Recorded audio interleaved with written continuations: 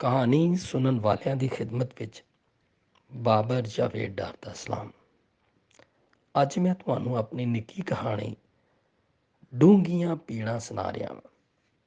ਜਨਾਬੇ ਅਲੀ, ਸਾਡੀ ਸੁਲ੍ਹਾ ਹੋ ਗਈ ਹੈ। ਮੁਲਜ਼ਮ ਨੇ ਕਟਹਿਰੇ ਵਿੱਚ ਖਲੋਤਿਆਂ ਆਖਿਆ। ਹਾਂ ਬੀਬੀ, ਤੁਹਾਡੀ ਸੁਲ੍ਹਾ ਹੋ ਗਈ ਹੈ? ਜੱਜ ਸਾਹਿਬ ਨੇ ਪੁੱਛਿਆ। ਉਹ ਕੁਝ ਦੇਰ ਚੁੱਪ ਰਹੀ ਤੇ ਕੁਝ ਨਾ ਬੋਲੀ। ਬੀਬੀ ਬੋਲਦੀ ਕਿਉਂ ਨਹੀਂ? ਤੇਰੀ ਮਰਜ਼ੀ ਨਹੀਂ ਤਾਂ ਮੁਕੱਦਮਾ ਸ਼ੁਰੂ ਕਰੀਏ, ਜੱਜ ਸਾਹਿਬ ਨੇ ਆਖਿਆ। ਇਹ ਸੁਣ ਕੇ ਉਹਨੇ ਮੂੰਹ ਤੋਂ ਚਾਦਰ ਹਟਾ ਦਿੱਤੀ ਜਿਹੜੀ ਉਹਨੇ ਆਪਣੇ ਸੜੇ ਮੂੰਹ ਨੂੰ ਲੁਕਾਉਣ ਲਈ ਵਲੇਟੀ ਹੋਈ ਸੀ।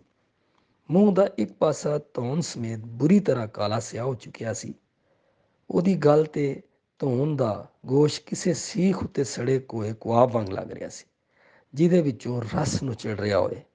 ਕਟਹਿਰੇ ਵਿੱਚ ਖਲੋਤੇ ਮੁਲਜ਼ਮ ਨੇ, ਜਿਹੜਾ ਕਿ ਉਹਦਾ ਖਾਮਦ ਸੀ, ਤੇਜ਼ਾਬ ਸੁੱਟ ਕੇ ਉਹਦਾ ਹੁਲੀਆ ਵਿਗਾੜ ਦਿੱਤਾ ਸੀ।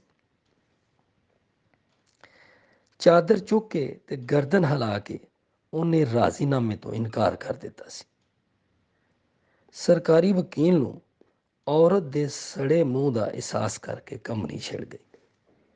ਉਹਨੇ ਨਾ ਚਾਹੁੰਦਿਆਂ ਹੋਇਆਂ ਵੀ ਇੱਕ ਲੰਮੇ ਲਈ ਧੌਣ ਮੋੜ ਕੇ ਔਰਤ ਵੱਲ ਵੇਖਿਆ ਤੇ ਅੰਦਰੋਂ ਅੰਦਰ ਹੀ ਫੱਟੋ ਫੱਟ ਹੋ ਗਿਆ।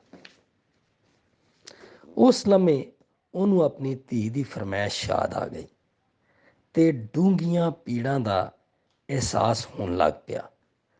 ਉਹਨੇ ਹਯਾਤੀ ਵਿੱਚ ਕਿੰਨੇ ਘਿਨੌਣੇ ਜੁਰਮਾਂ ਦੇ ਮੁਲਜ਼ਮਾਂ ਦੇ ਟਰਾਇਲ ਕੀਤੇ ਸਨ, ਪਰ ਅੱਜ ਉਹਦਾ ਦਿਲ ਰੋ ਰਿਹਾ ਸੀ।